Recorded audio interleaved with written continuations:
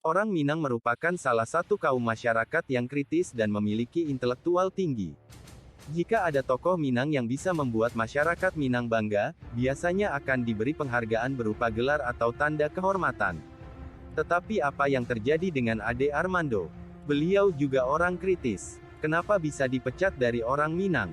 Karena menista Islam, Majelis Adat Minang pecat Ade Armando. Dosen Universitas Indonesia Ade Armando dinyatakan dipecat sebagai orang Minang oleh Majelis Tinggi Kerapatan Adat Alam Minangkabau, MTKAAM, yang diwakili oleh Ketua MTKAAM Dr. H. Irvianda Abidin MBA, Det Pangulu Basa. Salah satu imbauan majelis tersebut adalah membuang dan mencoret status orang Minang Ade Armando dan sederetan nama lainnya yang sering menistakan Islam. Seperti diketahui, berikut 6 imbauan Majelis Tinggi Kerapatan Adat Alam Minangkabau.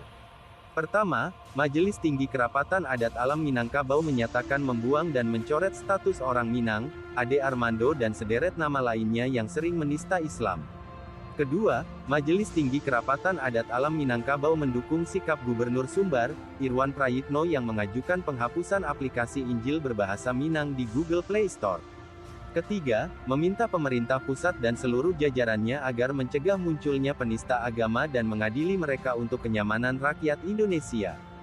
Keempat, menyerukan kepada seluruh tokoh adat, ninik mamak, dan seluruh orang Minang di ranah maupun di rantau agar tidak mudah terpancing serta tetap menjaga keluarga kaum Adar masing-masing dari berbagai upaya perusakan akidah akhlak.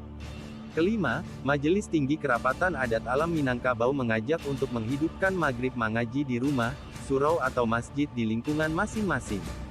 Keenam, ajarkan anak dan kemanakan ilmu silat untuk menanamkan pribadi yang luhur.